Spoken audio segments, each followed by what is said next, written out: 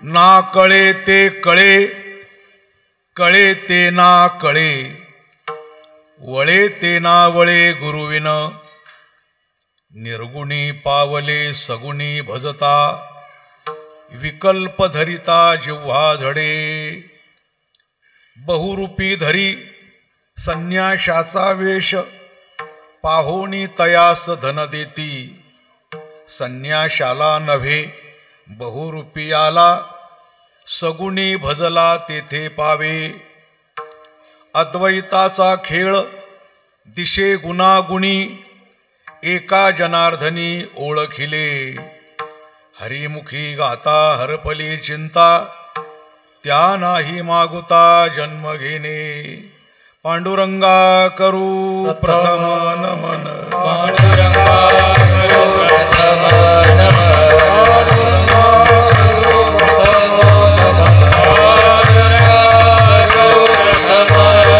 दुसरे चरणा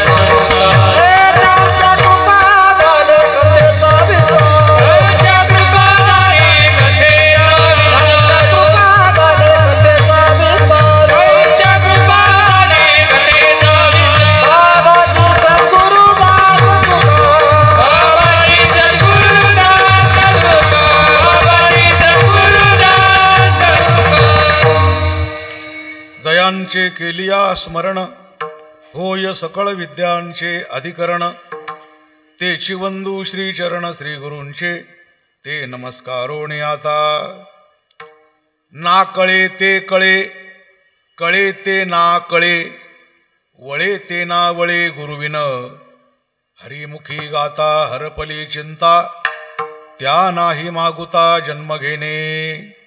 प्रस्तुत कीर्तन रूपी सेवेसाठी निवडलेला अभंग जगातील थोर संत शांतीब्रह्म एकनाथ महाराज यांचा 5 चरणाचा हरिपाठातील अत्यंत सुंदर असा अभंग आहे. मागील वर्ष हे एकनाथ महाराजांचं 4th शतकोत्तर रौप्य महोत्सवी वर्ष होतं. म्हणजे त्यांच्या निर्याणाला 425 वर्ष पूर्ण झाले. कसे झाले म्हणाल तर त्यांचा निर्याण 1599 आहे. 1599 ते 1699 100 वर्ष, 1699 ते 1799 200 वर्ष, 1799 ते 1899 300 वर्ष, 1899 ते 1999 400 वर्ष आणि 1999 ते 2024 असे 425 वर्ष त्यांच्या निर्याणाला झाले. एकनाथ महाराज त्यांचा शरीर काल म्हणा किंवा त्यांचा कार्यकाल हा 1533 ते 1599, म्हणजे थोडक्यात सांगायचं आक्रमणांच्या तीव्रतेचा काळ. आपल्या देशावर जे गजनीपासून किंवा त्याच्या यादीपासून आक्रमण झाली त्या आक्रमणांच्या तीव्रतेचा काळ होता तो एकनाथ महाराजांचाच काळ होता. कारण नामदेवराय ज्ञानोबारायांच्या काळात आक्रमणांना सुरुवात झाली होती आणि तुकोबारायांच्या काळात आक्रमणं ओसरायला सुरुवात झाली होती. पण एकनाथ महाराजांच्या मधल्या काळात मात्र आक्रमणांची तीव्रता होती. त्या आक्रमणांच्या तीव्रतेच्या काळामध्ये हे वाङ्मय तयार झालेलं आहे. मग ते भागवत असेल, भावार्थ रामायण असेल, 300 भारुडा असतील, हरिपाठ असेल, चिरंजीवपद असेल, शुकाष्टक टीका असेल, चतुश्लोकी भागवत असेल, मुद्राविलास असेल, आनंदलहरी असेल, हे सगळं वाङ्मय त्या काळात निर्माण झाले. आणि त्या काळात निर्माण झालं म्हणून या वाङ्मयामध्ये त्या काळात होणाऱ्या आक्रमणांना प्रतिकार करण्याची शक्ती आहे असं आम्ही गृहीत धरतो. विठ्ठल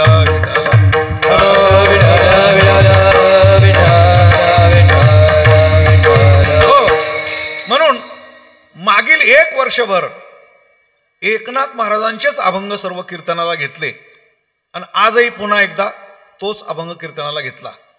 आज माझ्या परमभाग्याने परमपूज्य जोग महाराजांच्या पुण्यतिथीचा कार्यक्रम संदर्भातला कार्यक्रम आणि आपल्या नाशिक जिल्ह्यात नवी महाराष्ट्रात योगी म्हणून ज्यांची ख्याती झाली असे तुकाराम बाबा योगी ही स्वतः गुरुवर्यांची पुण्यतिथी साजरी करत होते. ती पुण्यतिथी आज चालू आहे. माझे परमस्नेही गुरुबंधू हरिभक्त परायण रघुनाथ महाराज तुकाराम बाबांच्या संस्थांचे उत्तराधिकारी त्यांनी मला हा कार्यक्रम दिला. हो, आणि त्यामुळे तुम्हा सर्व गायकांचं, श्रोत्यांचं, मृदुंगाचार्यांचं दर्शन घडलं आणि म्हणून हा अभंग मी आपल्यासमोर निरूपण करायचा प्रयत्न करतोय. विठ्ठल विठ्ठल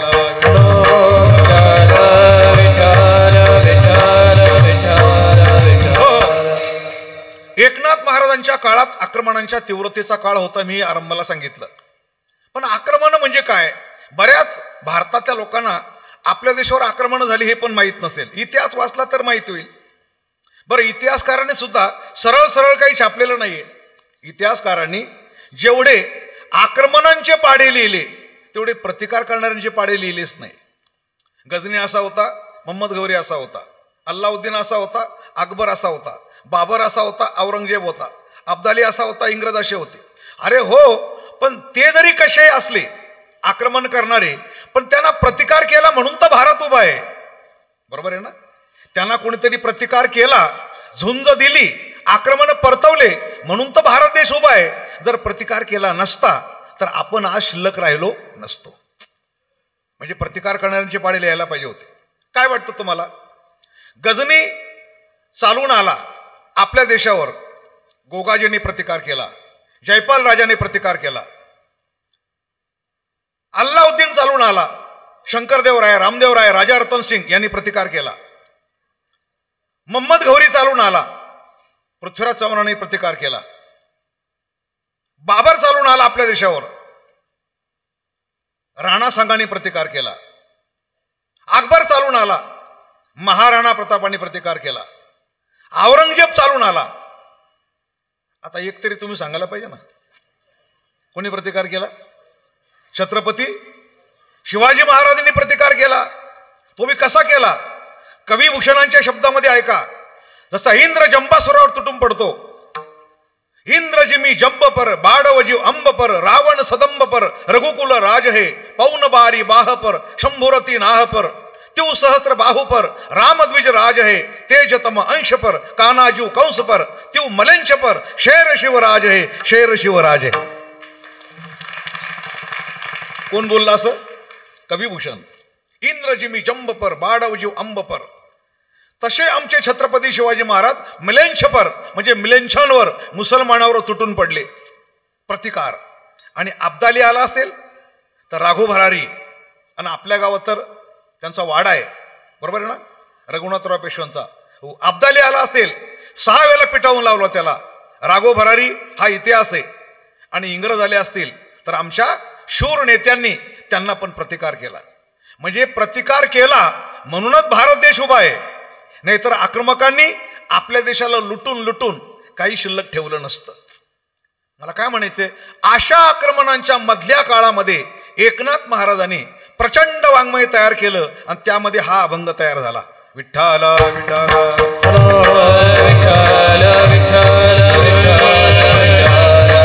हो, एकनाथ महाराज आणि प्रतिकार या दोन गोष्टी फार लवचिक आहे.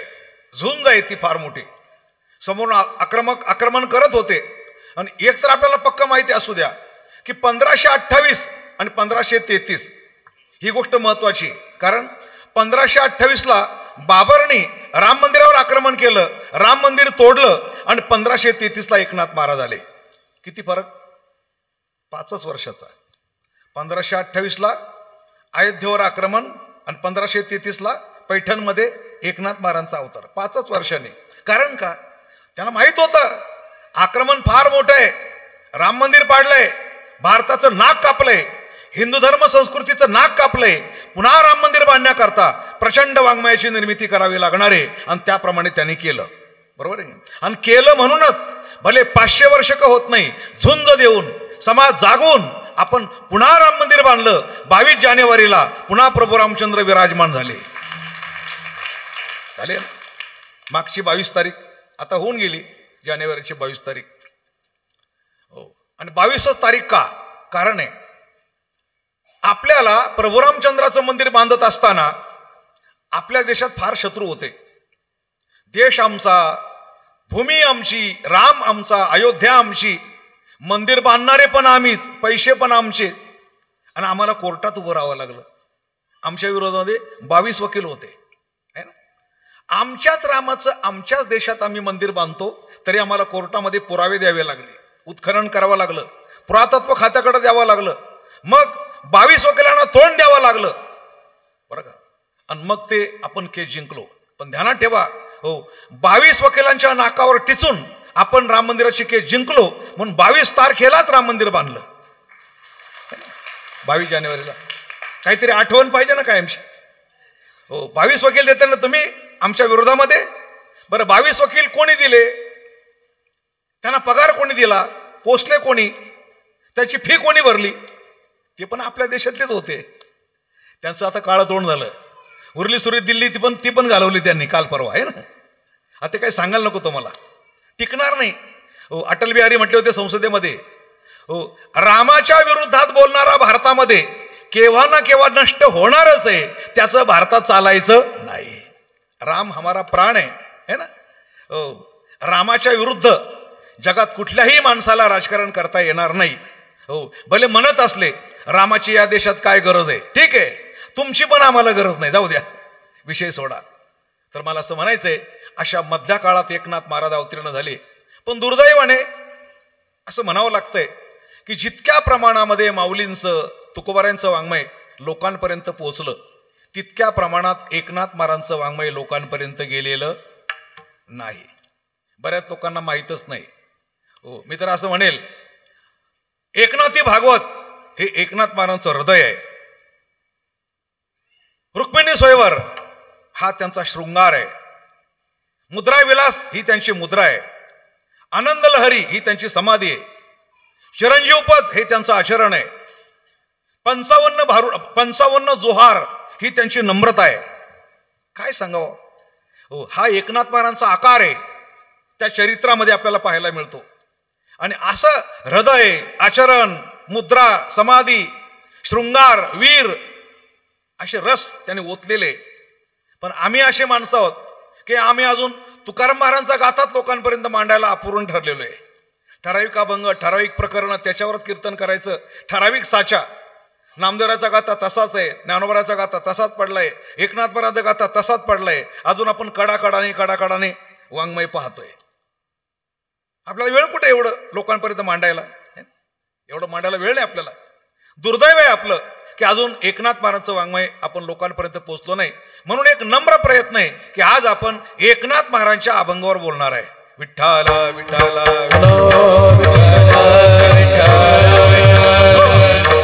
आता आपण अभंगाला प्रवेश करूया. सर्वांना विनंती आहे टाळी वाजून भजन करण्याकरता. पक्वाजांनी कद्धा दा धिन ता अशी 2-3 आवर्तनं वाजवायची आणि मग धागीनाता. मी तुम्हाला तुमच्याबरोबर टाळकरी चालले पाहिजे तुमच्याबरोबर आणि टाळी वाजवणारे पण चालले पाहिजे. आलं का लक्षामध्ये. हा, विठ्ठला टाळी.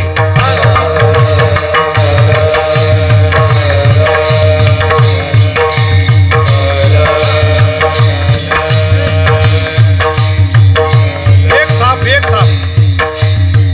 गीता बोला.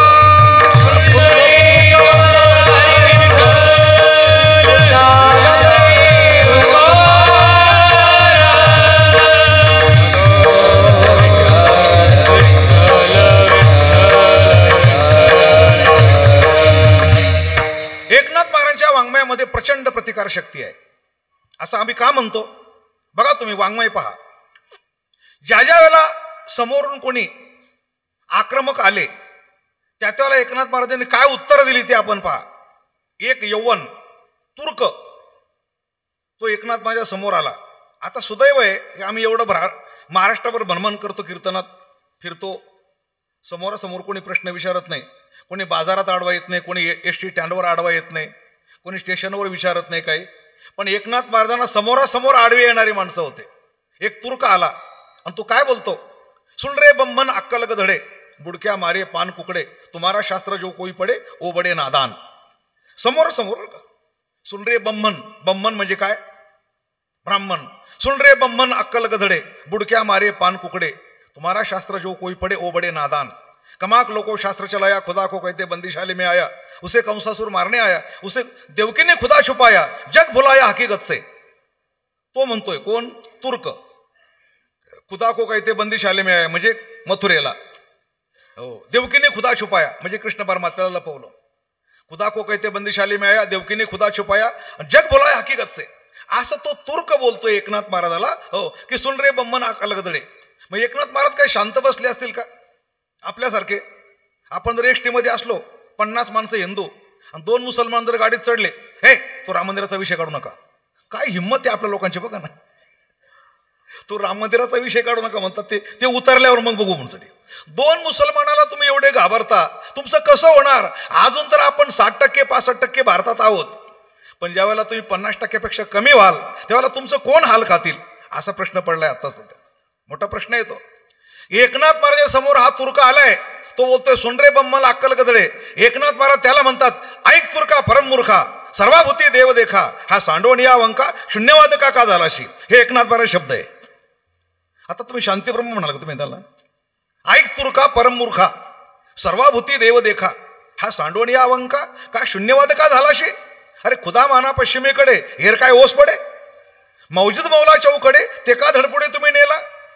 5 बखत खुदाशे झाले आणि बाकी काही चोराने नेले. हे पण कळतं की नाही? 5 बखत खुदाशे झाले, बाकी काही चोराने नेले. ही त्याला उत्तर दिले. आणि उत्तर काय असतं माहिती का? जिथल्या तिथं ज्याचं त्याला अंजाशास. बरोबर आहे ना? चेहरे तुमचे फार उतरले दिसतात मला. नाराज नाही ना तुम्ही? प्रस्तावना आहे, जिथल्या तिथं ज्याचं त्याला अंजाशास तसं. मी एक उदाहरण सांगत असतो. अटल बिहारी 1999ला पाकिस्तानच्या दौऱ्यावर गेले होते. एक तरुण पत्रकार महिला, तिने विचारलं, बोले अटल जी आप अभी तक कुंवारे हैं और मैं भी कुंवारी हूँ, मैं आपके साथ शादी करना चाहते हूँ. हिंदी कळते ना आपल्याला? मैं आपके साथ शादी करना चाहती हूँ, लेकिन मुझे मुंह दिखाई में पूरा काश्मीर दे दो. समझलं ना? तर अटल बोले कोई बात नहीं, मैं आपके साथ शादी जरूर करूंगा, लेकिन मुझे दहेज में पूरा पाकिस्तान दे दो. कळालं ना? ती काश्मीर मागते अटलजींकडे आणि अटलजी काय मागताय? पुरा पाकिस्तान. हे उत्तर आहे. आणि जिथल्या तिथं किती गाजलं होतं ते अटलजीने दिलेलं उत्तर, किती गाजलं होतं पेपरला, जिकडे तिकडे सगळीकडं. उत्तर अशा प्रकारचं दिलं पाहिजे. एकनाथ महाराजांनी अशाच प्रकारची उत्तरं दिली आणि म्हणून हे वाङ्मय अत्यंत महत्वाचं आहे. मग तुम्ही भागवत वाचा, नाहीतर भावार्थ रामायण वाचा, नाहीतर हरिपाठ वाचा. काय माये गेली होती भूतापासी. कोणाचं वाक्य? शांतीब्रह्म एकनाथ महाराजांचं. वाचा नव्हे लाभ जळो त्याची जिने. कोणाचं वाक्य? शांतीब्रह्म. तरी शांतीब्रह्म म्हणतो मी. एकनाथ महाराज शांतीब्रह्म नाही. विठ्ठला विठ्ठला.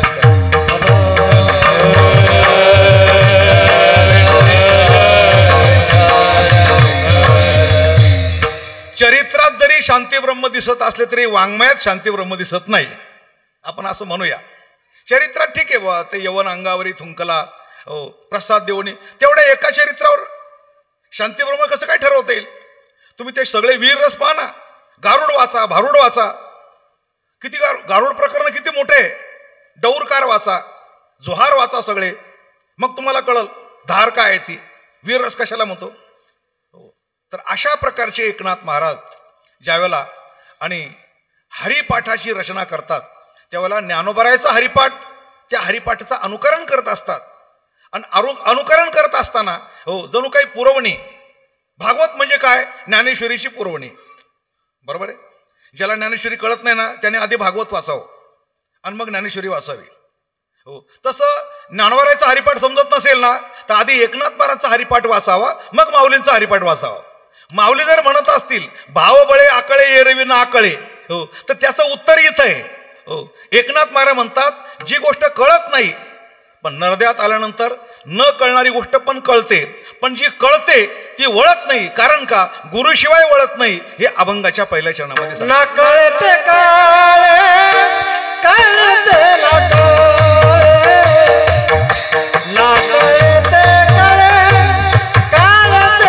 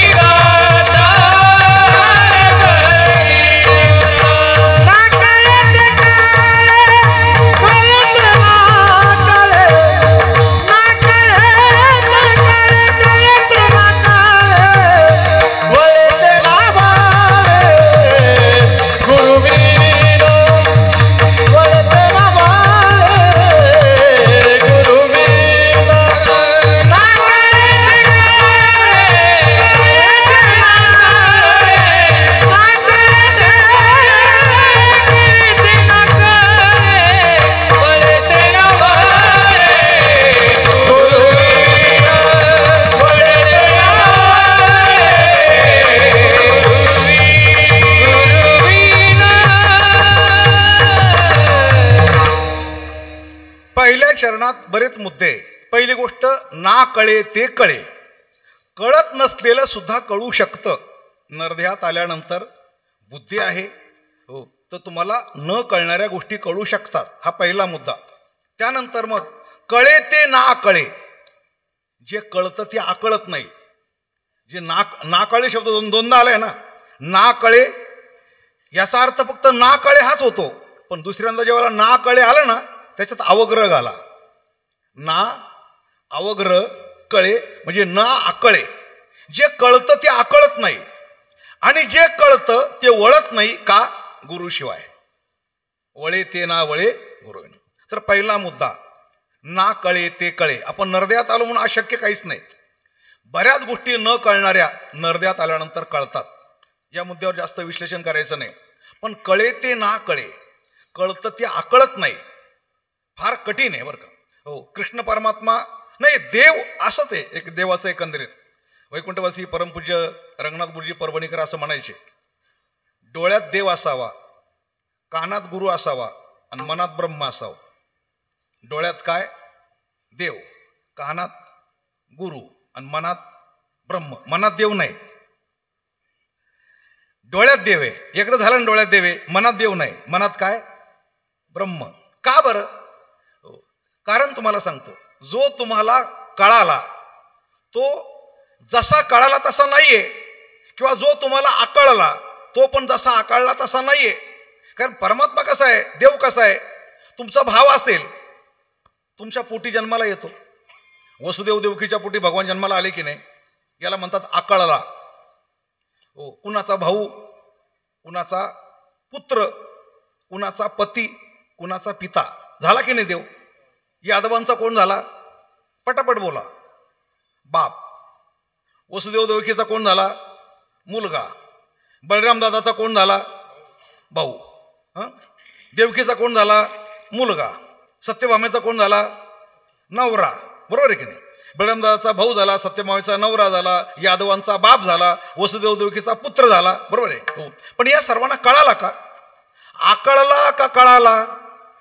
आकळला म्हणजे जवळ आला, आकळला म्हणजे प्राप्त झाला, आकळला म्हणजे मुलगा झाला, आकळला म्हणजे बाप झाला. सांगा, यादवांचा जर कृष्ण परमात्मा बाप झाला तर यादवांना आपला बाप कळाला का? स्पष्ट विचारतो. यादवांना आपला बाप कळाला नाही. अजूनही मुलांना बाप कळत नाही. अजूनही मुलांना बाप कळत नाही. यादवांना पण कळाला नाही. अहो, आपल्या बापाने गीता सांगितली, आपल्या बापाने जगामध्ये अवतार घेऊन ते ज्ञान प्रगट करून मुक्त केले लोक, भगवद्गीता सांगून. तो आपला बाप आहे असं यादवांना मग कळायला पाहिजे की नाही, आपला बाप किती पराक्रमी आहे, किती ज्ञानी आहे. अहो, ते बापासमोर त्यांनी मदिरा प्राशन केली, खरं की नाही. बापासमोर मदिरा प्राशन केली. मग देवाने विचार केला, जाऊ द्या, हे आपल्यानंतर राहणंच योग्य नाहीये, हे आपल्या आधीच गेले ते बरे. हो, मुलासाठी पाप करणारे आपण माणसं आहोत. देवानी मुलासाठी पाप केलेली नाही, कारण मुलं प्रॉपर्टी ठेवायच्या लायकीचेच नाहीत. मग देवाने आपली जी प्रॉपर्टी होती, बरं प्रॉपर्टी काय कमी होती काय?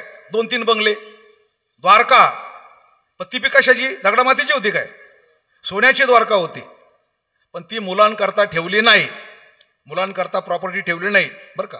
म्हणून तर म्हटले नामदेवरायने, यादवाचा पोर एक गोप्या भला, यादवाचा पोर एक गोप्या भला, तो बहुतची खेळ खेळला रे, तो बहुतची खेळ खेळला रे.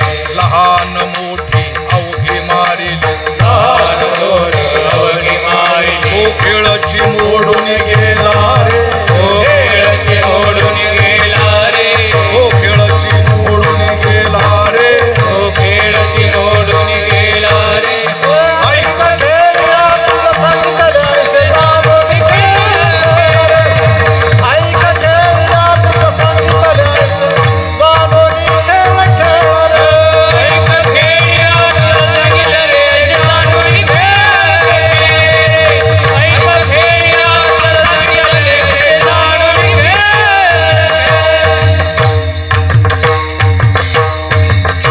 यादवाचा पोर एक गोप्या भला म्हणजे कृष्ण परमात्मा बहुतची खेळ खेळणारे. 16,108 बायका, सोन्याची द्वारका, बहुताची खेळ खेळणारे, पण लहान मोठी अवघी मारिली. ज्याला खेळ वाढवता पण येतो आणि घटवताही येतो त्याला म्हणायचे कृष्ण परमात्मा. आपल्याला फक्त वाढवता येतो, घटवता येत नाही.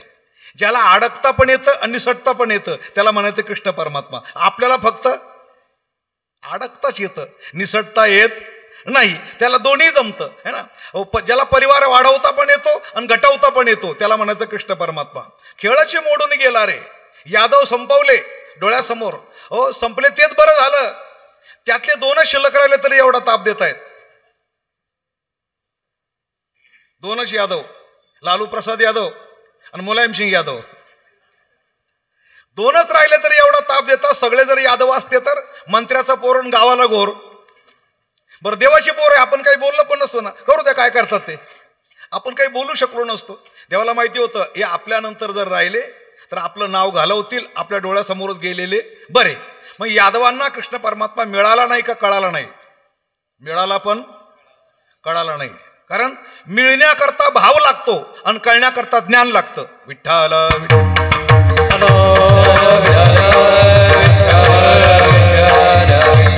माऊली म्हणतात भाव बळे आकळे, भाव बळे आकळे, भाव बळे आकळे, भाव बळे आकळे, भाव बळे आकळे, भाव बळे आकळे, रवी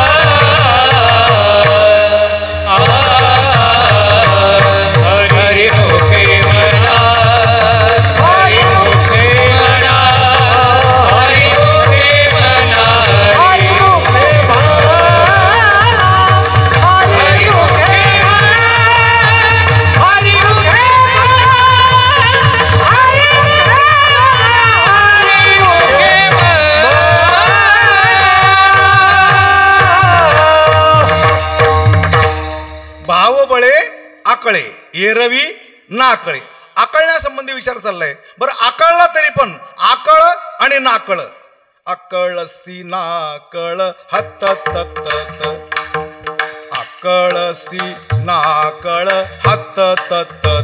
बोला आकळसी नाकळ हत तत, आकळसी नाकळ हत तत. कृष्णा प्रति गोपाळ. बोला कृष्णा प्रति गोपाळ, कृष्णा प्रति गोपाळ, कृष्णा प्रति गोपाळ.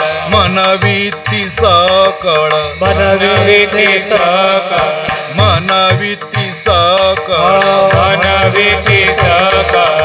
आकळ श्री नाकळ हत तत, आकळ श्री नाकळ हत तत.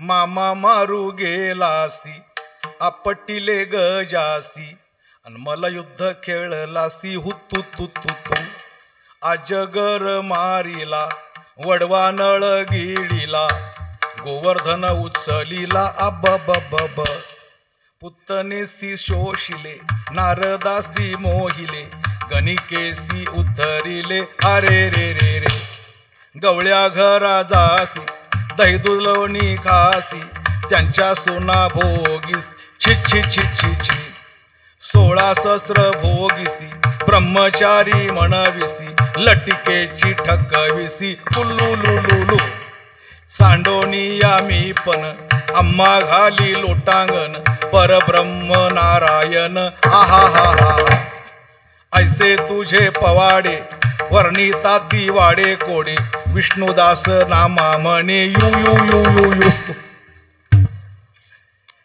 विष्णुदास नामा म्हणे यू यू यू यू यू काय रचना आहे, किती गोड अभंग आहे, किती मोठं साहित्य आहे, किती विनोद आहे, हास्यरस आहे.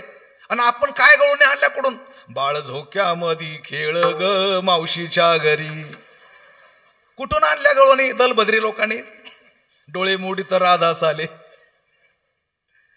अरे एवढं शुद्ध वाङ्मय, चांगलं वाङ्मय. आता महाराज आले म्हणून मुद्दाम सांगतो, आपल्या परंपरा जतन केल्या पाहिजे. आमच्या टायमात बरं का, माझं भाग्य, मी धुंडा महाराजांची कीर्तनं वाजवले, पकवाज वाजवले त्याच्या कीर्तनामध्ये ठाण्याला. हो, आणि मला अभंग आठवतो, संसारा आलिया एक सुख आहे, आठवावे पाय विठोबाचे. ते कीर्तन वाजवलं. हो, पण आमच्या टायमाला गायक लोक गात होते. हो, आणि पखवाजी जे वाजवत होते ना, धा न दिकिट धात्र गदिकिट खता गदिक नग नग तागे असं वाजवत नव्हते बरं का, म्हणजे मुकडे वाजवत नव्हते. मग गायकाने थांबायचं आणि पखवाजाने इतकं धाड धाड धाड धाड वाजवायचं ना, मग थांबायचं, मग सर्वांनी टाळ्या वाजवायच्या. वा रे वा, परंपरा. अजून 2-4 वर्षानंतर ना, हो, ते कीर्तनकारला कीर्तन करू द्यायचे नाही. बाबा थांब, आमचे मुकडे होते पहिले, अजून आमचे मुकडे वाजवायचे होते, मग तो चालू सगळं. अशा परंपरा चालू न करू नका. ही थोरा मोठ्यांची परंपरा आहे, जोग महाराजांची परंपरा आहे, ही बाबांची परंपरा आहे. हो, या परंपरेला जर आपण अशा प्रकारे गालबोट लावलं, हो, तर पुढच्या काळामध्ये हो सगळा बोऱ्या होऊन जाईल संप्रदायाचा. म्हणून शुद्ध परंपरा टिकून ठेवा. आलं का लक्षात? असे माझे नम्र प्रयत्न आहे. विठ्ठल विठ्ठल.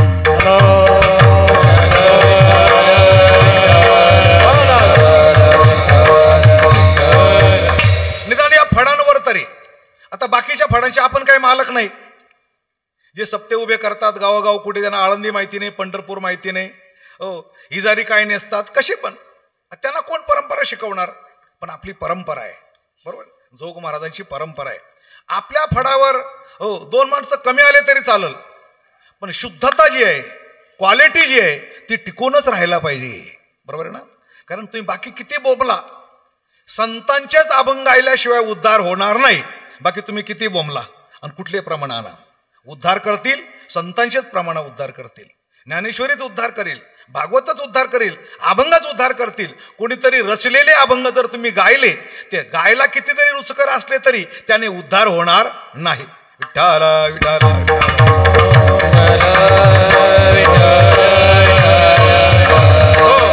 म्हणून आकळ असती ना आकळ. आकळ म्हणजे आकळतो, पण ना कळ. आकळतो पण कळत नाही, है ना? आकळतो पण कळत नाही. म्हणून आकळण्याकरता भाव लागतो आणि कळण्याकरता ज्ञान लागतं. ज्ञान कुठे आहे? ज्ञान गुरुजवळ आहे. म्हणून वळे ते ना वळे गुरुवेन. भाव बळे आकळे, ना कळे ते कळे, कळे ते ना कळे, हो, आणि वळे ते ना वळे गुरुविन. मग चौथा मुद्दा यामध्ये कसा आहे? वळे ते ना वळे गुरुविन. गुरुशिवाय ते वळत नाही. कारण जो आकळतो ना, बरं का, जो आकळतो त्याच्या ठिकाणी 2 लक्षणं असतात, एक स्वरूप लक्षण आणि एक तटस्थ लक्षण. भगवान कृष्ण परमात्मा आपल्याला द्वापार युगामध्ये ज्यांनी ज्यांनी पाहिला, कुणाच्या पोटी आला, कुणाचा भाऊ झाला, कुणाचा पती झाला, कुणाचा पुत्र झाला, हो, पण तो आकळला.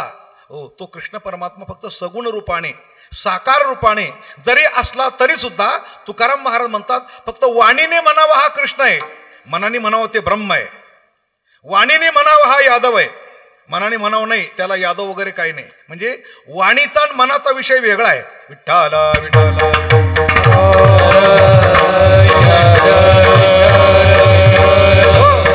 पुष्कळ उदाहरण आहे. राजा स्वर्गामध्ये गेला, युद्ध केलं, युद्धानंतर विजय प्राप्त झाला. देवाने विचारलं, मुचकुंद राजा तुझ्यामुळे आम्हाला विजय मिळाला, आता तुला काय देऊ? म्हणे मला माझ्या राज्यात नेऊन सोडा. सगळे देव बघायला लागले.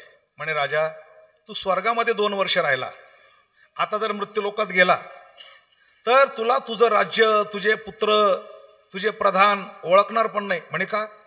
अरे 10-15 पिढ्या निघून गेल्या असतील जास्त, आता 50 पिढ्या निघून गेल्यानंतर तुला कोण ओळखणार आहे तिथं? खरं आहे ना. स्वर्गात 2 वर्ष राहिला, मृत्यूलोकात, हो मृत्यूलोकातलं घड्याळ म्हणजे फार फास्ट आहे ना. हो आता तास काटा एका रेषेपासून दुसऱ्या रेषेपर्यंत जातो, मिनिट काटा पूर्ण चक्कर मारतो, आणि मिनिट काटा एका रेषेपासून दुसऱ्या रेषेपर्यंत जातो, सेकंड काटा पूर्ण चक्कर मारतो की नाही? मारतो. तसं सेकंड काट्यासारखं आपलं जीवन आहे. तास काट्यासारखे ब्रह्मादिक, मिनिट काट्यासारखे इंद्रदेव, आणि सेकंड काट्यासारखे आपण. म्हणजे एक इंद्र बदलेपर्यंत आपले हजारो जन्म होऊन जातात.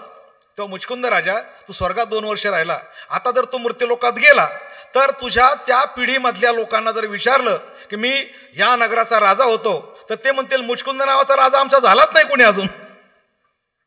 कारण 50 पिढ्यामध्ये कोण ओळखणार हो तुला? हो मग तू काय कर, विश्रांती कर. मग मुचकुंद राजाला विश्रांती करता असं विवर दिलं. खरं तर तुम्ही सगळे शिकलेली माणसं आहे, मोबाईल आहे तुमच्याकडं. हो आत्ता शोध लागला मुचकुंदाचा विवर, इथंच आहे मृत्यूलोकात. हो जांबुवंताचा विवर, म्हणजे ज्या भुयारामध्ये मुचकुंद राहिला ते भुयारा अजून आहे. ज्या भुयारात जांबुवंत राहिला, त्रेतायुगातला जांबुवंत द्वापार युगात होता की नव्हता? अजून आहे ते, कुठे गेले नाही ते. आणि ज्यावेळेला मुचकुंदाला आशीर्वाद दिला की तू ज्यावेळेला जागा होशील, तुला कोणी जागा करील, तो तात्काळ मरून जाईल आणि तुला भगवान कृष्णाचं दर्शन घडेल. ज्यावेळेला मुचकुंद गुहेमध्ये झोपलेला होता, हो युग पलटून गेलं, युगाचे युग गेले आणि द्वापार युगाला सुरुवात झाली. शेवटचे 125 वर्ष बाकी असताना भगवान कृष्णाचा अवतार झाला. भगवान कृष्ण 12 वर्षानंतर मथुरेत गेले, मथुरेत 14 वर्ष राहिले. हो जरासंधावर युद्ध झालं, त्या युद्धामध्ये कालियवन पाठलाग करू लागला आणि भगवान पळू लागले. पळत पळत भगवान कृष्ण परमात्मा एका गुहेत गेले, तिथं मुचकुंद होता. हो आणि भगवंताने आपल्या अंगावरचा शालू त्या मुचकुंदाच्या अंगावर टाकला आणि लपून बसले. कालियवन आला हसत हसत आणि मुचकुंदाला लात मारली. कालियवन जागा झाला आणि पाहिल्याबरोबर कालियवन जळून गेला. पण पलीकडे कोणीतरी सावळा, सुंदर, तेजस्वी, देदीप्यमान, प्रकाशमान असा कोणीतरी मानवाच्या पलीकडे असलेला कोण असावा हा मुचकुंद हा. आणि किलकिल्या डोळ्यांनी पाहत राहिला. हे भगवान, मी खूप दिवस निद्रिस्त होतो, युगानुयुगे माझी झोप लागलेली होती, मला काही आठवत नाही कोणता काळ चालू आहे, बाहेर काय चालू आहे मला माहिती नाही, पण आपण कोण आहात कृपया करून मला सांगा. असं म्हटल्यानंतर भगवान कृष्ण परमात्मा काय म्हणतात माहिती का? प्यारे मुचकुंद, तू मला विचारतो की मी कोण आहे? खरं तर मी नामरूपाच्या पलीकडचा आहे, मी निर्गुण निराकार आहे, मी प्रत्यक्ष सच्चिदानंद घन आहे. मला रंग नाही, मला रूप नाही, अशा प्रकारचा मी आहे. पण आत्ता सध्या मी मायेचा स्वीकार करून या द्वापार युगाच्या शेवटच्या 125 वर्षाच्या कालामध्ये कृष्ण रूपाने अवतीर्ण झालेलो आहे. तसं मला नामरूप आदी करून काहीही नाही. हा भगवंताने दिलेला परिचय. विठ्ठल विठ्ठल.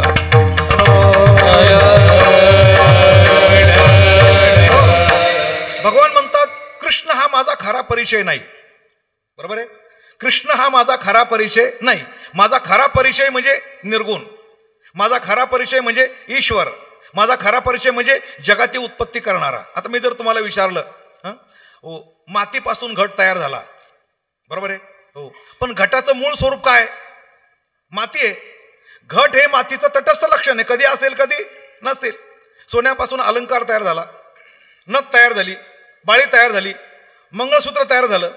आता मंगळसूत्र हा सोन्याचं तटस्थ लक्षण आहे, कधी असेल कधी नसेल, पण सोनं कायम आहे ना. घट कधी असेल कधी नसेल. घट फुटण्याच्या पूर्वी, घट तयार होण्याच्या पूर्वी काय होतं? माती होती. घट फुटल्यानंतर परत काय राहणार? माती राहणार. आणि मग मधल्या काळात, वर्तमान काळात फक्त घट दिसतोय, पण भूतकाळ म्हणतो ही तर मातीच होती, भविष्यकाळ म्हणतो ही तर मातीच होती. दोन काळामध्ये जर माती आहे आणि एका काळात जर घट आहे, तर बहुमत कोणाकडे? बहुमत मातीकडे का घटाकडं? तुमच्याकडे काय पद्धत आहे निवडणुकीत? बहुमताने निवडून येतो माणूस का अल्पमताने? बहुमताने.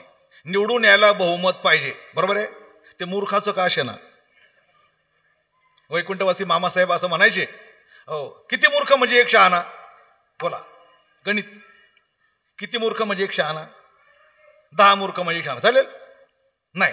बरं 100 मूर्ख म्हणजे एक शहाणा चालेल नाही. बरं 1000 मूर्ख म्हणजे एक शहाणा. अरे 1,00,000 मूर्ख तरी मूर्खच, शहाणा तयार होऊ शकणार. कारण मूर्खाची किंमत वेगळी आणि शहाण्याची किंमत वेगळी. म्हणे 10 रुपये डझन केळी, हो 10 आंब्याची किंमत काय. बोला मामासाहेब म्हणायचे, गंमत सांगितले, आंब्याची किंमत वेगळी आणि केळीची किंमत. कशावरून कशाचं गणित करता येत नाही ना. एका गुरुजींनी प्रश्न विचारला, म्हणे मुलांनो माझ्या अंगाला 2.5 मीटर कपडा लागतो, सांगा माझं वय काय. बोला कोणीतरी एक जण उत्तर द्या. मुलं म्हणायला लागले, वयावरून कपड्याचा अंदाज कसा काय काढता येईल. नाही पण एक मुलगा होता जनरल ज्ञान, त्याने वरबोट केलं, गुरुजी मी सांगतो म्हणे. म्हणे सांग. म्हणे गुरुजी हो तुमचं वय 42 वर्षाचं असायला पाहिजे, परफेक्ट एकदम. गुरुजी म्हणे वा रे वा, हुशार विद्यार्थी म्हणे. मी विचारलं माझ्या अंगाला 2.5 मीटर कपडा लागतो, माझं वय काय. तू माझं नुसतं अंगावरच्या कपड्यावर वय काढलं, शाब्बास एकदम बरोबर परफेक्ट 42. तू सांगितलं कसं काय, तू गणित कसं काय केलं, पद्धत काय, गणिताची पद्धत काय. म्हणे गुरुजी सांगतो पण मारणार तर नाही ना. मग नाही मारणार.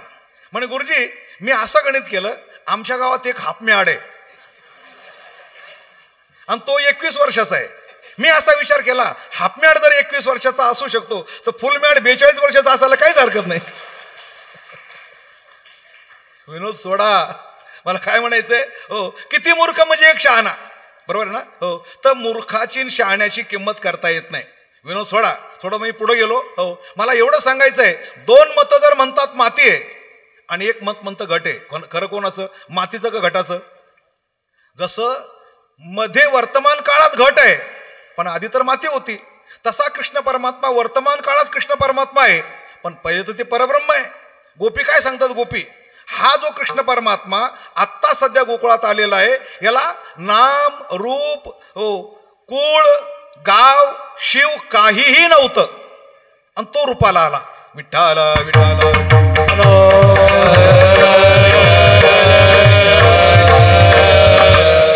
नव्हता गाव शिव पहिला यासी काय, नव्हता गाव शिव पहिला यासी काय, नाम रूपासी तो अधिक ठावनाय, नाम रूपासी तो अधिक ठावनाय, म्हणती वैकुंठ ते कालची झाले बाय, म्हणती वैकुंठ ते कालची झाले बाय, क्षीर सागर ना कैशी शेषशाही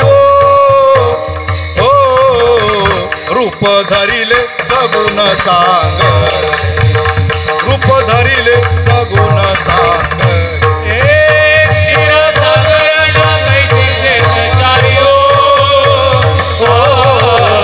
रूप धरिले सगुण चांग, रूप धरिले सगुण चांग.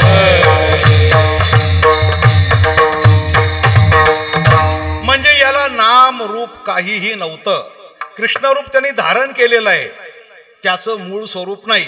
घटत्व घटाने धारण केलेलं आहे, त्याचं मूळ स्वरूप माती आहे. शास्त्रीय भाषा सांगू तुम्हाला, घटत्व घट हे मातीचं तटस्थ लक्षण आहे आणि माती हे घटाचं स्वरूप लक्षण आहे. थोडा कमी ठेवा जरा.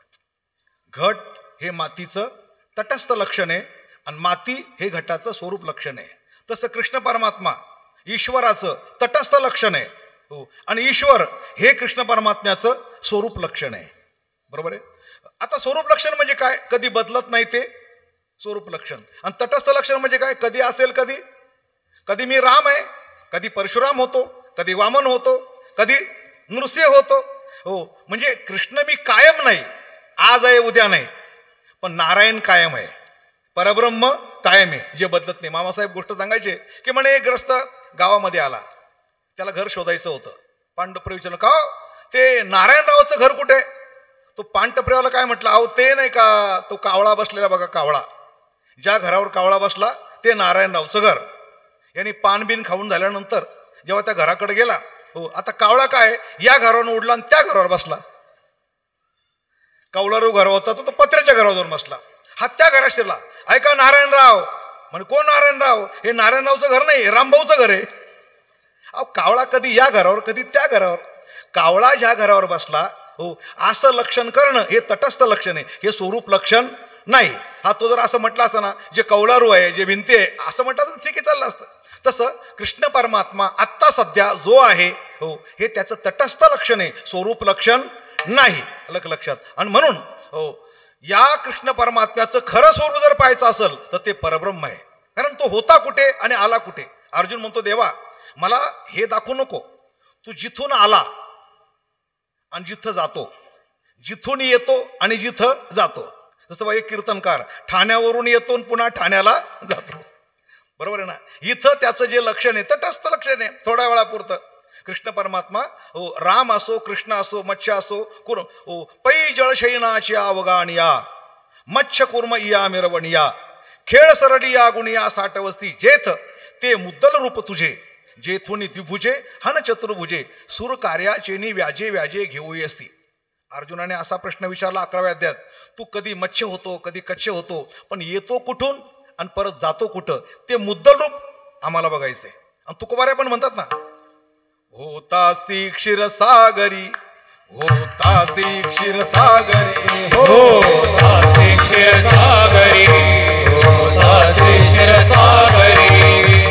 दाटली आसुरी, मही दाटली आसुरी, मही दाटली आसुरी, मही दाटली आसुरी.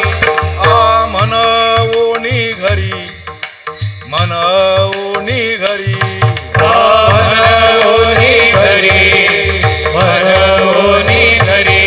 गवळियांचे अवतार, गवळियांचे अवतार, गवळियांचे अवतार, गवळियांचे अवतार. भागलासी माय बापा, भागलासी माय बाबा, भागलासी माय बाबा, भागलासी माय भागलासी माया, भागलासी माया, भागलासी माया. क्षीरसागरी, मही दाटली आसुरी, मनवोनी घरी, गवळ्यांचे अवतार, होतासी क्षीरसागरी, मही दाटली आसुरी, आव्हानोनी आघारी. गवळियांचे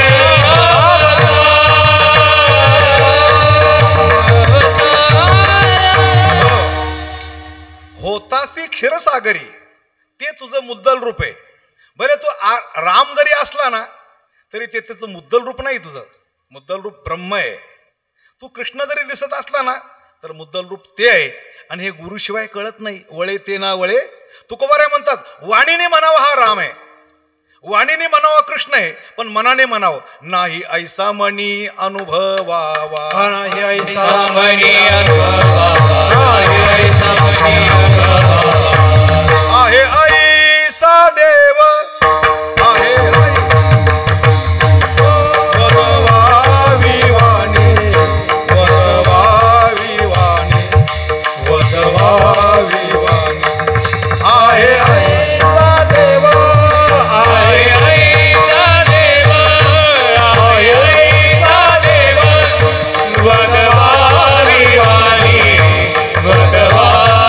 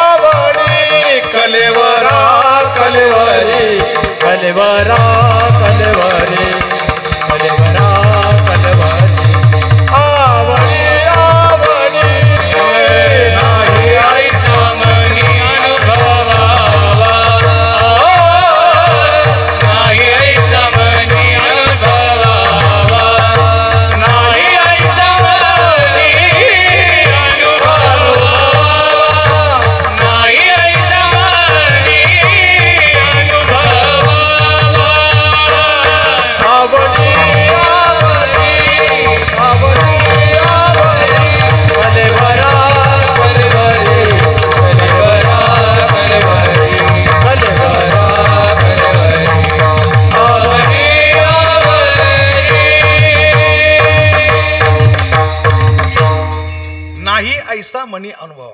मनाने काय म्हणावं, हा कृष्ण नाहीये, हे ब्रह्म आहे. अर्जुनाला म्हणून तर देव म्हणतात गावंडी आहे तू, गावंडी या. अरे तुला मी विश्वरूप दाखवलं ना चांगलं, तू म्हटलं ना मला ते पाहायचंय, दाखवलं. आणि जेव्हा विश्वरूप पाहिलं ना, अर्जुन म्हणतो बाबा बाबा बाबा तुझं विश्वरूप इतकं मोठं आहे, भयानक आहे. तूच जन्म देणार आहे, तूच मृत्यू आहे, तूच अग्नी आहे, तूच वायू आहे, तूच जल आहे, तूच ब्रह्म आहे. अरे बापरे बापरे, बस नको नको नको, आता मला परत जे पहिलं होतं ते दाखव. अर्जुन म्हणतो देवा, अर्जुना, भगवान म्हणतो अर्जुना, अरे काय अर्जुना, मी या कमावून एवढे रचिले ध्यान, तुझ्याकरता मी ब्रह्म झालो, तुझ्याकरता मी विश्वा इतका व्यापक झालो. हो, माझी प्रसन्नता एवढी कोणाकरताच वेळी झाली नव्हती. हे लक्ष्मीला दाखवलं नाही, कधी शेषाला दाखवलं नाही, माझ्या जवळच्यांना माझी काय प्रसन्नता वेळी झाली कोण जाणे. आणि तुला मी दाखवून बसलो सगळं निर्गुण, हो ईश्वरत्व, आणि तू गावंड्यासारखा म्हणतोय मला परत ते दाखव. अरे अंग सांडोनी छाया, मला सांगा अंग महत्वाचं का छाया महत्वाची?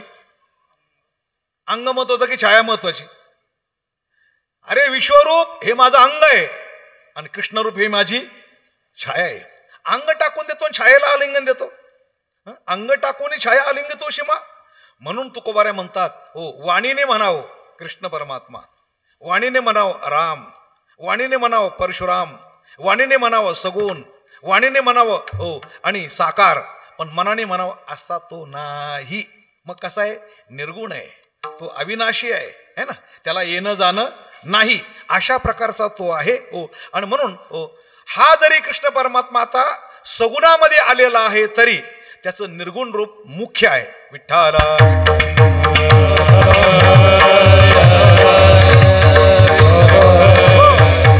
कृष्ण परमात्म्याचं भजन करता येतं, पण कृष्ण परमात्मा होता येत नाही. मूळ स्वरूप काय? नदी समुद्राला गेल्यानंतर समुद्र होते की नाही? होते. घट फुटल्यानंतर परत त्याची माती होते की नाही? होते. अलंकार मोडल्यानंतर परत सोनं होतं की नाही? होतं. मग प्रत्येक जीवाला ब्रह्म होता आलं पाहिजे की नाही? होता आलं पाहिजे. पण भगवान कृष्ण परमात्मा जो आहे हो हा फक्त ध्यानाकरता आहे, तो फक्त पूजनाकरता आहे, होण्याकरता मात्र तो नाही. म्हणून एकनाथ महाराज म्हणतात निर्गुण हे होण्याचं रूप आहे आणि सगुण हे भजण्याचं रूप आहे. हो, निर्गुणी पावले निर्गुणी भजता सुख, सगुणी पावले सगुणी भजता सुख. नीट ऐका तुम्ही आता, निर्गुणी पावले निर्गुणी भजता. कोणी जर म्हणत मी निर्गुणाचं भजन करतो, चुकीची गोष्ट आहे, निर्गुणाचं भजन होत नाही. बरं, कोणी म्हणलं मी सगुण होतो, सगुण होता येत नाही, निर्गुण भजता येत नाही आणि सगुण होता येत नाही. कळलं का तुम्हाला? निर्गुण भजता येत नाही आणि सगुण होता येत नाही. मग काय? हो, निर्गुण होता येतं आणि सगुण भजता येतं. म्हणून निर्गुणी पावले पण काय भजता? सगुणी भजता. हे अभंगाच्या दुसऱ्या चरणात निर्गुणी पावले सगुणी भजता, निर्गुणी पावले सगुणी भजता, निर्गुणी पावले सगुणी भजता, निर्गुणी पावले सगुणी भजता, निर्गुणी पावले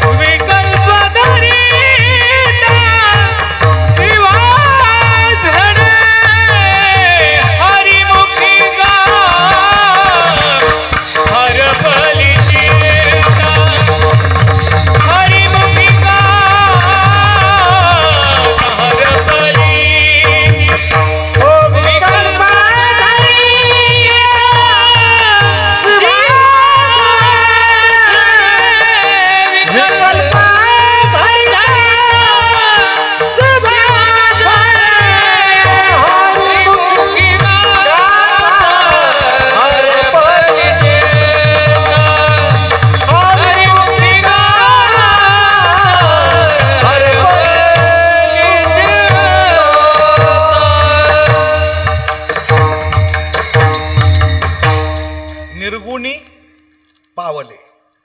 बरं का, निर्गुणी भजले नाही, निर्गुणी पावले. आणि पुढं काय म्हणजे सगुणी भजता. भजन करायचं सगुणाचं, भजन करायचंय रामाचंच, भजन करायचंय कृष्णाचंच, पण व्हायचं मात्र निर्गुण. कारण ते स्वरूप आहे ना, बरोबर ना. ते कृष्ण परमात्मा हे त्या स्वरूपाचं तटस्थ लक्षण आहे, अलग लक्षामध्ये. आणि म्हणून निर्गुणी पावले सगुणी भजता. भगवंतानी आता तुम्हाला एक उदाहरण सांगायचं झालं, एखाद्या बहुरूप्याने संन्यासाचा वेश घेतला आहे ना, उदाहरण आहे. एखाद्या बहुरूप्याने संन्यासाचा वेश घेतला तरी पण त्या संन्यासाचं खरं स्वरूप काय, तर बहुरूपी, बरोबर आहे ना. आणि मग लोक जे धान्य देतात, दान करतात, कोणाला करतात, कोणाला करतात, अभंगाच्या 3ऱ्या चरणात सांगितलेले. बहुरूपी धरी संन्यासाचा वेश, बहुरूपी धरी संन्यासाचा वेश, बहुरूपी धरी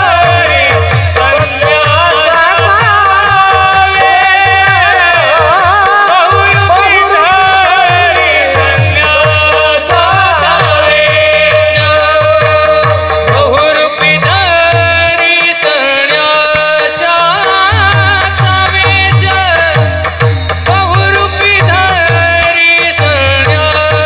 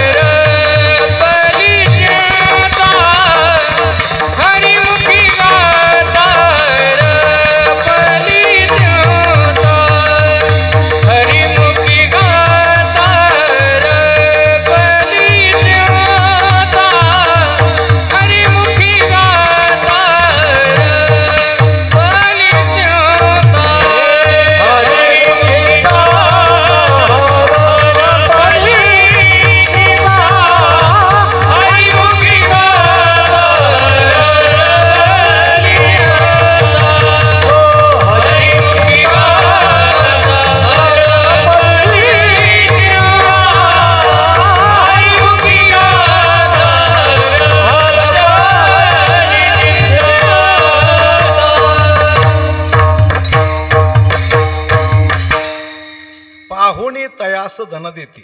कोणाला पाहून, संन्याशाला पाहून. पण तो संन्याशी नाही आहे, तो कोण आहे, बहुरूपी आहे. भगवंताने अशाच प्रकारची रूपं धारण केलेली आहे. कधी मत्स्य, कधी कच्छ, ही रूपं का धारण केली, कधी दैत्यांना मारण्याकरता, कधी पृथ्वीचा उद्धार करण्याकरता, कधी हिरण्यक्षाकरता, कधी हिरण्यकश्यपाकरता वेगळी वेगळी रूपं धारण केली. दिसायला पण वेगळी आहे ना, कार्य पण वेगळं वेगळं, कधी भयानक, कधी कृपाळू, कधी प्रेमळ, कधी स्नेहाळू, कधी डोळे वटारते, कधी केस फिनगारते. एक डोळे वटारुणी पाहत, एक डोळे सुंदर आहे तर, एक जटाधारी दिसत, एक डोळे वटारुणी पाहत, एक गुरकावणी बोलत, एक गिळावया धावत. अग ग ग ग ग ग कस करतय मियाव मियाव. सावळे बाळ तानुले, सावळे बाळ तानुले. देवाची रूप आहे सगळी. एक डोळ्यामध्ये चमकत त्यामध्ये जग दिसत. अशा प्रकारे भगवंताची अनेक रूप धारण केलेली असली तरी सुद्धा हो एकनाथ महाराजांना असं म्हणायचंय, बहुरूपी धरी संन्याशाचा वेश. मग तुम्ही काय करा, तुम्ही जर ते दान केलं संन्याशी म्हणून, ते संन्याशाला मिळालं का बहुरूप्याला मिळालं सांगा. आधी भूमिका लक्षात घ्या. बहुरूप्याने संन्याशाचा वेश घेतला आणि तुम्ही संन्याशी म्हणून त्याला दान दिलं. मग ते दान तुम्ही संन्याशाला दिलं, पण मिळालं कोणाला? बहुरूप्याला, संन्याशाला नव्हे. काय म्हटलंय? संन्याशाला नव्हे, बहुरूपियाला. तस सगुणी भजला तेथे पावे, सगुणी भजला तेथे पावे, सगुणी भजला तेथे पावे. संन्याशाला नाही बहुरूपियाला, संन्याशाला नाही बहुरूपियाला, संन्याशाला नाही बहुरूपियाला, संन्याशाला नाही बहुरूपियाला. सगुणी भजला तेथे पावे, सगुणी भजला तेथे पावे. हरिमुखी दाता हरपली चिंता, हरिमुखी दाता हरपली चिंता. सगुणी भजला तेथे पावे, सगुणी भजला तेथे पावे. हरिमुखी दाता हरपली चिंता, हरिमुखी दाता हरपली चिंता.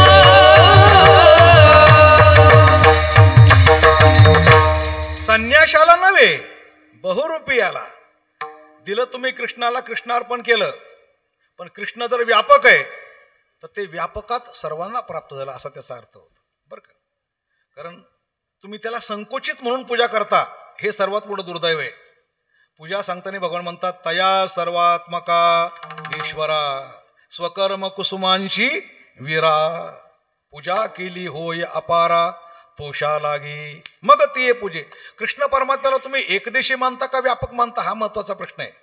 हो, द्वारकेमध्ये एक घटना आहे ना, अर्जुन देवाची सेवा करत होता, कुठून तरी कचरा अंगावर येऊन पडत होता भगवंताच्या अंगावर. अर्जुनला खूप राग आला, हे कोण कचरा टाकते काय कळत नाही म्हणे. येतं म्हणे देवाला सांग, देवा मी जरा ना द्वारकेत एक चक्कर मारून येतो. अर्जुन द्वारकेमध्ये चक्कर मारायला गेला तर कोपऱ्यावरचं घर होतं बघा.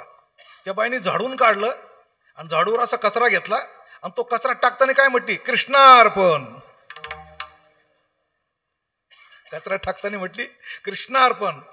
अर्जुनला इतका राग आला, हीच बाई कचरा टाकते बरं का म्हणे, आणि टाकताना काय म्हणते, कृष्णार्पण. हो, आणि तो कृष्णाच्या अंगावर कचरा पडतो. अर्जुन जाता जाता त्या बाईची एक मुस्कडा ठेवून दिली. तुला काय कळतंय का म्हणे, कृष्णार्पण म्हणते.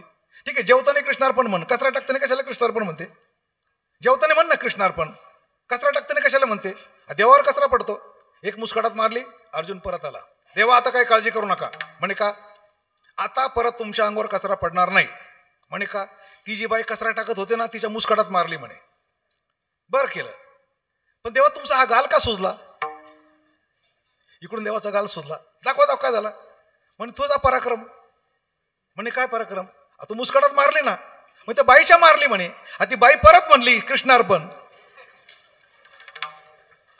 कळलं का?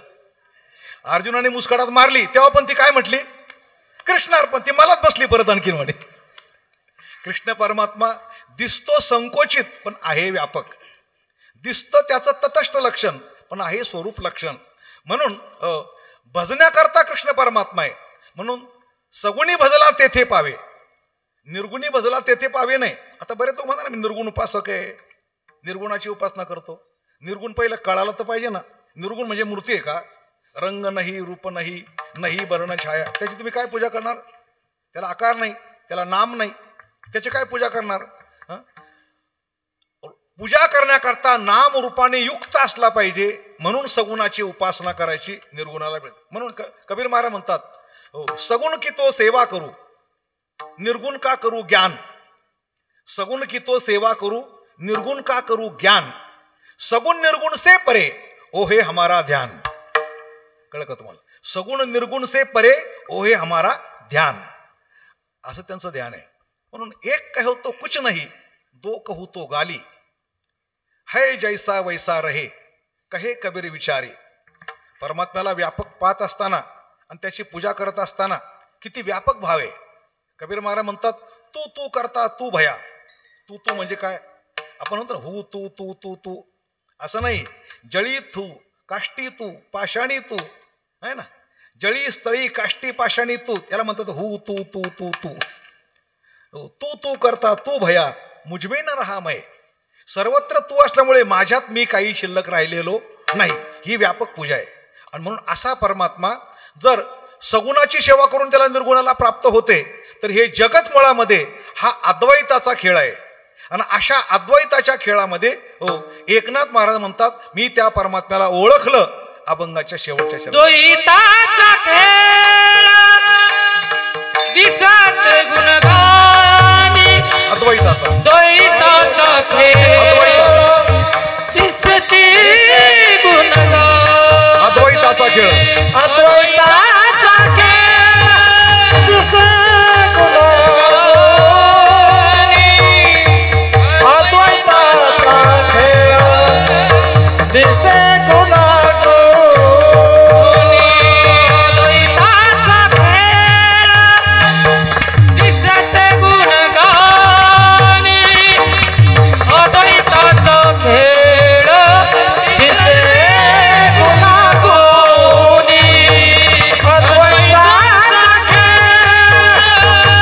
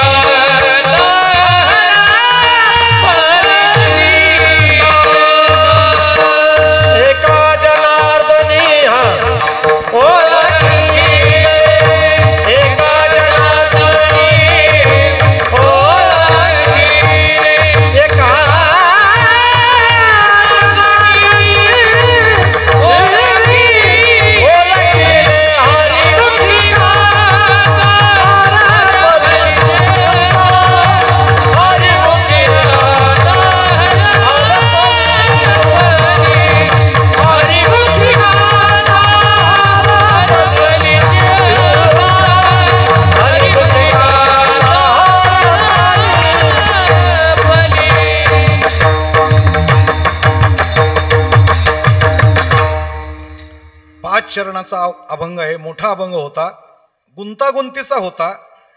त्यामध्ये एका शरणातून दुसरं शरण, दुसऱ्या शरणातून तिसरं शरण, अशा प्रकारे आणि भाव पण तुमच्या सर्वांच्या कृपेने आणि यथासांग विचार झालेला आहे. राहिलेल्या 15 मिनिटात पुढचा विचार आपण करूया. एकदा सर्वांनी मोठ्या प्रेमाने भगवंताचं भजन करा. सर्वांनी एकदा वर हात करायचे भजन करण्याकरता. एकदम वर हात करून विठोबा रखुमाई जय जय विठोबा रखुमाई जय जय विठोबा रखुमाई जय जय विठोबा रखुमाई हरि हरि विठोबा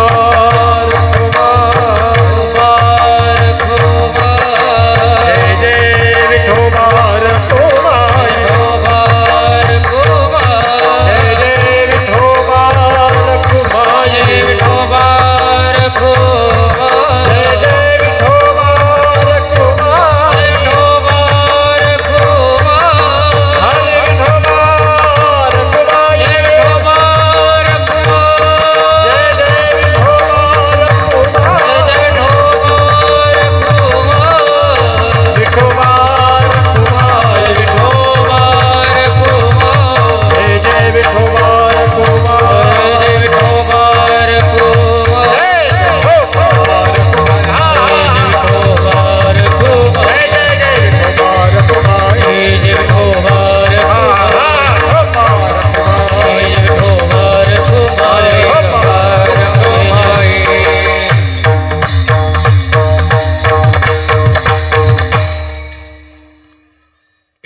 महाराज त्यांचा काळ, त्यानुसार निर्माण झालेलं संत वाङ्मय, त्या संत वाङ्मयावर त्या काळाचा फार मोठा प्रभाव आहे.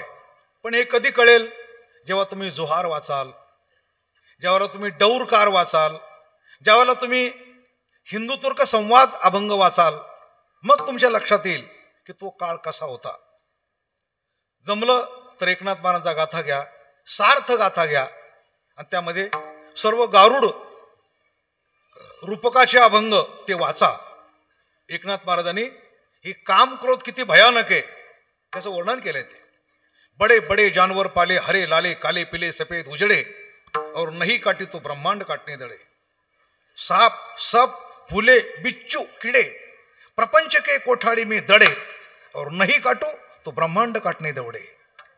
म्हणजे एक एक पेटार आहे, अध्यात्म सांगितलं, आणि एका एका पेटाऱ्यामध्ये जसा तो गारुडी गावात येतो आणि पेटारे मांडतो, गुडगुडी वाजवतो, गुडगुडी है ना. आता मी ते म्हणून दाखवतो तुम्हाला गारुडी कसा बोलतो. गुडगुड गुड गुड गुड. चल आदिपुरुष निर्गुण निराकार की याद कर, मेरे गुरु परवरदिगार की याद कर, जिस उस्ताद ने इस माया बनाई उस साहेब की याद कर, गुणी गुणवंत की याद कर, श्री भगवान की याद कर, जोग जीवत का बांधा तोड़ा, दमदम के सर पर संभला तोड़ा, गुरु गारुडी वीर पोरा, नैन चिर के खाए निद्रा, कान फार के खाए मुद्रा, अनवट टाली धुमकबाजी, फोक मारतो जा जा जा जा जा जा, बोध के पहाड़ पर जा. कळलं तुम्हाला? या अभंग आहे. लावायची का चाल लावायची? याला कशी काय लावायची चाल? याला चाल लागत नाही हो. म्हणून हा एक रस आहे, रस संत वाङ्मयामध्ये 9 रस आहे अथांग. अशा प्रकारे आपण त्याच्यात उडी टाकली पाहिजे, पोहून निघालो पाहिजे, हा आनंद होईल. पण काय दुर्दैवाने अजून आपण संत वाङ्मयाकडे वळालो नाही. म्हणून माझ्या पद्धतीने, कारण आम्हाला 40 वर्षात विश्व हिंदू परिषद RSSच्या माध्यमातून जी काम करायची संधी मिळाली त्यानुसार आम्ही काम करू लागलो. डोक्यावर बर्फ, तोंडात साखर आणि पायाला भिंगरी, ही RSSची पद्धत आहे बरं का. डोक्यावर बर्फ, कोणी किती बोललं तरी शांत राहायचं, तोंडात साखर गोड बोलायचं, पायाला भिंगरी भ्रमण करत राहायचं. आत्ता सध्या आणि कोकण प्रांतातले आणि इकडचे धरून मनमाड, चांदवड, येवला धरून 13 महिला मंडळ तयार झाली. 14वं आता तयार करायला घेतलंय. कारण काय असेल हो महिलांचीच का बरं? तुम्हाला कारण सांगतो.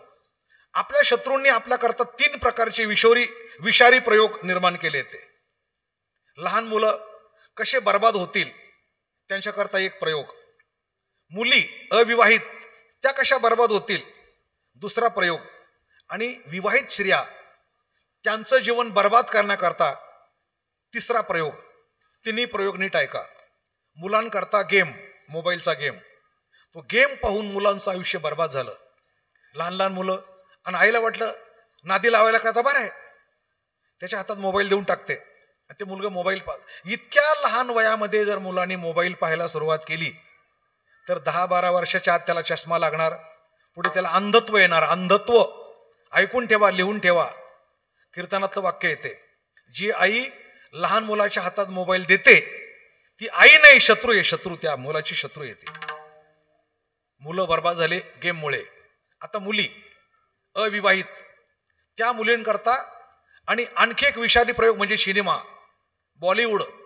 त्याच्यातली स्टोरी, चित्रीकरण, शूटिंग ती संपूर्ण आपल्या हिंदू धर्माच्या विरुद्ध आहे.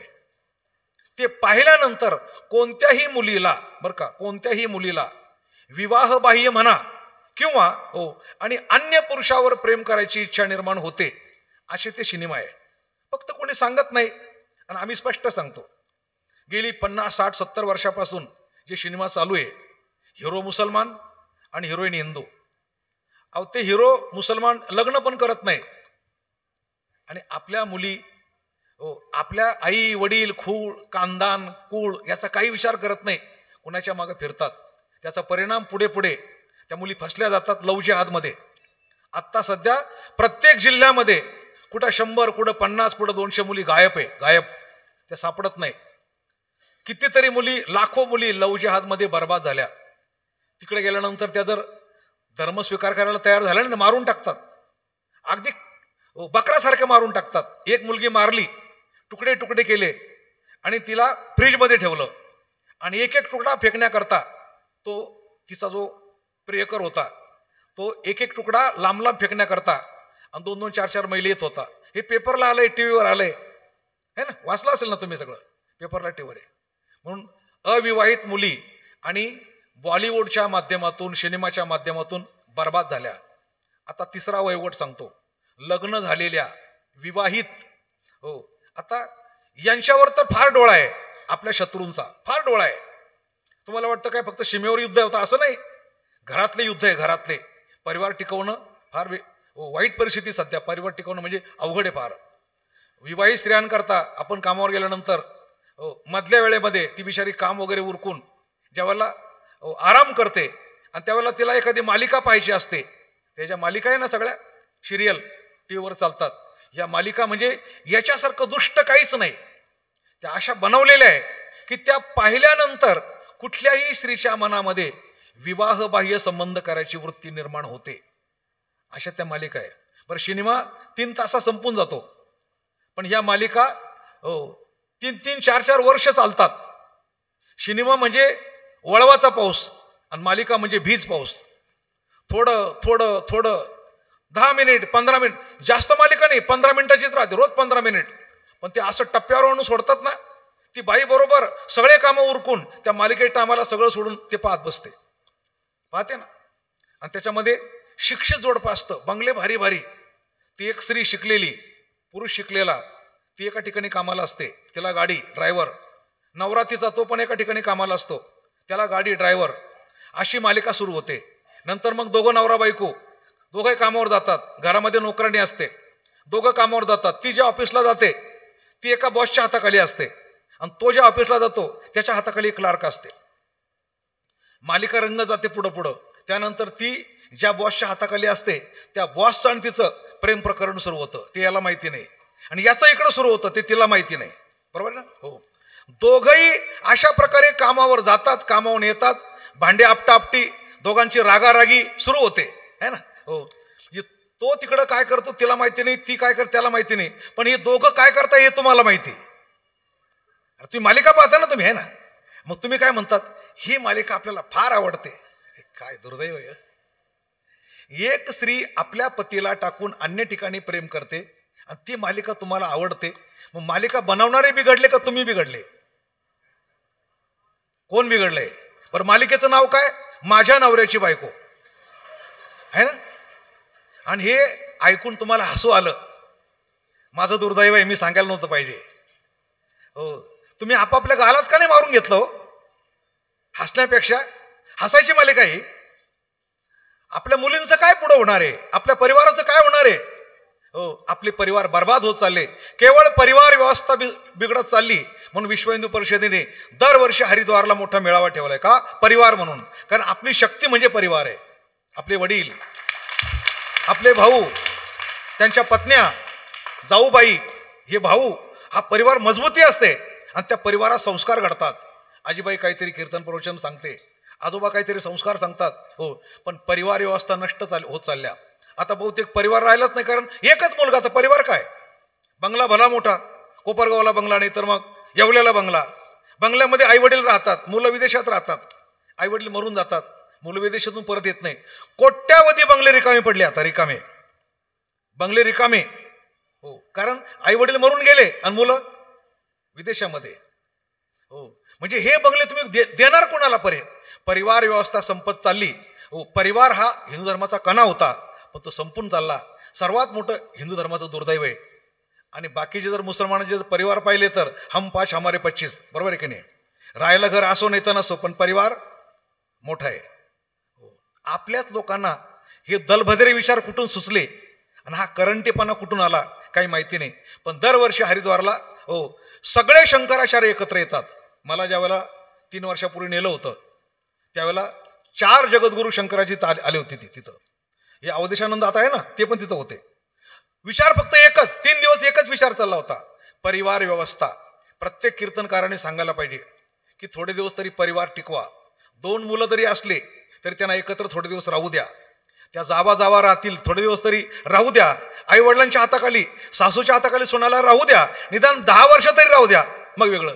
पण आता असे करंटे आई बाप आहे ना, अहो शिकलेले असतात, पैसे असतात, लग्नाच्या आधीच फ्लॅट घेऊन ठेवतात. तेवढे आपण काय एक नाशिकला फ्लॅट घेऊन ठेवलाय, एक कोपरगावला ठेवलाय, परत किटकिट नको, लग्न झालं की त्यांचे ते आपल्या तिथं, तो आम्ही इथं, तुम्ही कशाला मारायला राहता इथं? मग अहो जे फ्लॅटमध्ये राहतात ना आई वडील अति पैशावाले, हो 50व्या मजल्यावर, मुलं बाळा नाहीये, ते अमेरिकेला आहे, आई वडील फक्त इथे आहे. 3 दिवस तो फ्लॅट बंद होता, पेपरला बातमी आली, मरून गेले दोघंही. म्हातारे माणसाला कोण विचारतंय? दोघंचे दोघे म्हातारा म्हातारी मरून गेले, वास सुटला. मग शेजारच्याने बघितलं काय झालं, पोलीस कंप्लेंट केली आणि मग तो फ्लॅट तोडला आणि आत म्हातारा म्हातारी मरून गेले. मग मुलांना फोन केला, मुलांनी सांगितलं आम्ही ऑनलाईन पैसे पाठवून देतो, तुम्ही अंत्यविधी करून घ्या. कशाला जगता हो असं जीवन? इतकं करंट जेवण कशाला जगता? अरे पूर्वीचे आईबाप होते, हो भले पैसे कमी पण ते भाग्यवान होते. हो आजारी जर पडले, डॉक्टर म्हणायचा बाबांनो आता घरी घेऊन जा, हो आता औषध लागू पडत नाही. मग त्या म्हाताऱ्याला घरी येऊन जायचे. मग मुलं मुलगी, हो त्याचे बहिणी भाऊ सगळे एकत्र यायचे. हो ते म्हणजे बाबा हो नामस्मरण करा, बाबा राम म्हणा, हो कोणी पाणी पाजायचं, कोणी दूध पाजायचं. बाबा हो गंगू आली बघा, मुलगी यायची दूर न्यायची, बाबा मला ओळखलं का? आणि असं मुलीकडं पाहत मुलांकडे पाहत तो म्हातारा आणि प्राण सोडत होता नामस्मरण करीत. याला म्हणतात भाग्यवान मरण. आलं का लक्षात? भाग्यवान मरण. आताचे माणसं असे मरतात, पैसा भरपूर असल्यामुळं जसलोकला, नाहीतर मग ते लीलावतीला ऍडमिट करतात आणि मग तो मेलेला असतो. डॉक्टर म्हणतो नळ्या कधी काढायच्या? कारण आज काढा नाही तर उद्या काढा, गेलेला तर आधीच येतो. ऐक नाही काय मरण माग माग करून ठेवलं माणसाने. नळ्या काढल्या की मग तो मरण, हा तो मेलेलाच असतो, फक्त घोषित कधी करायचं, तो आधीच मेलेला असतो. म्हणजे मरण पण माणसाने पैशामुळे चांगलं ठेवलं नाही. तेव्हा कृपया करा, संस्कार टिकवा, परिवार टिकवा, हीच खरी संपत्ती. ज्ञानेश्वर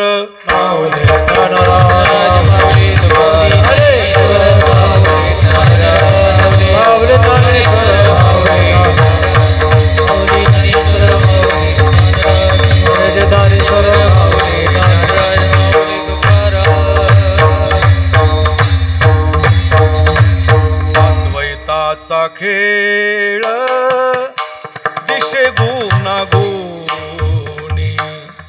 अद्वैताचा खेळ दिशे गुणागुणी, अद्वैताचा खेळ दिशे गुणागुणी,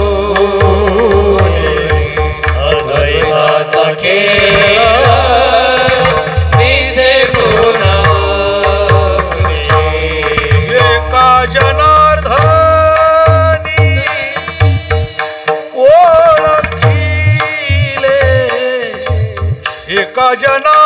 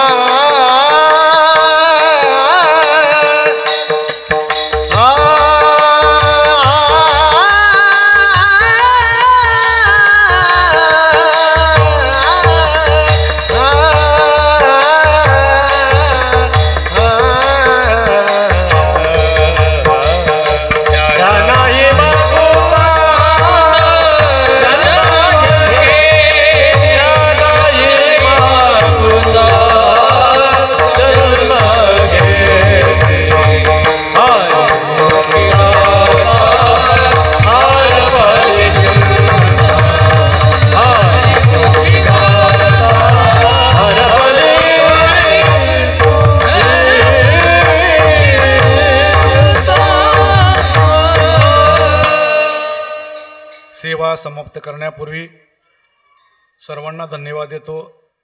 संयोजक, श्रोते, मृदुंगाचार्य, गायनाचार्य, उत्कृष्ट अशी साथ केली. हरिभक्तपरायण रघुनाथ बाबा यांनी खूप सुंदर चांगलं नियोजन केलेत. जोग महाराज परंपरेनुसार परमपूज्य योगीराज बाबा, तुकाराम बाबा यांच्या जन्माने पवित्र असलेल्या स्थाना ठिकाणी आज पहिल्यांदा यायचा योग आला. त्यामुळे कीर्तन करून माझी तृप्ती झाली असं मी समजतो. बरं का, आपण या 40 वर्षाच्या कीर्तनाचा चिंतन मंथनाचा विषय निवडून आणि 3 ग्रंथ लिहिलेत. त्यामध्ये एक आहे प्रमेय पराग, एक आहे सिद्धांत सौरस आणि तिसरा आहे उन्मेख. हे 3 ग्रंथ इथं विक्री करता उपलब्ध आहे. बारीक चिंतन करून संत वाङ्मय समजण्याची व्यवस्था याच्यात केलेली आहे. आमचा ड्रायव्हर इथं बसणार आहे. 100 रुपयाला एक पुस्तक आहे, आपण अवश्य घ्या ही विनंती करतो. सेवेला पूर्णविराम देतो. विठ्ठल जय जय.